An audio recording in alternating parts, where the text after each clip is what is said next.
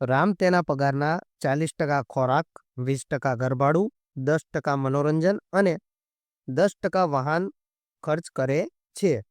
જો મહિનાના અંતે તેની બચત 1500 હોય તો તેનો માસિક પગાર કેટલો હશે?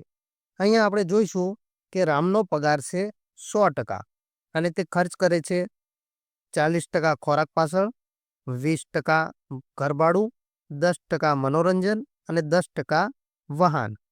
તો 40, 20, 60, 70, 80. 80%નો એ ખર્ચ કરે છે.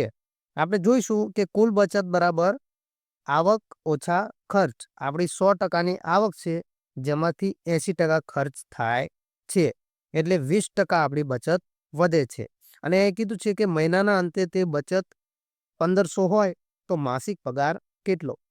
અહીંયા આપણને કીધું છે કે જો 20% બરાબર એની બચત હોય 1500 રૂપિયા તો 100% એટલે કે એની કુલ આવક માસિક પગાર કેટલો હશે? તો આપણે ત્રિરાશિ ગણી લઈશું કે 1500 ગુણ્યા 100 છેદમાં 20.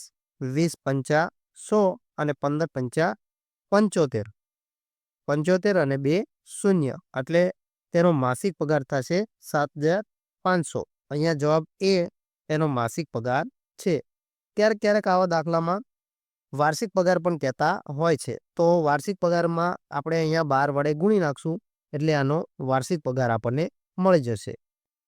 વિડીયોને લાઈક કરી દો, તમારો જવાબ કોમેન્ટ કરી દો અને આપણી આ ગુજરાતી ગણિત ચેનલ પર નવા હોય તો ચેનલને સબસ્ક્રાઇબ કરી દો અને તમારા મિત્રો સુધી શેર કરી દો. મળે એક નવા વિડીયો સાથે. ત્યાં સુધી જય હિન્દ, જય ભારત.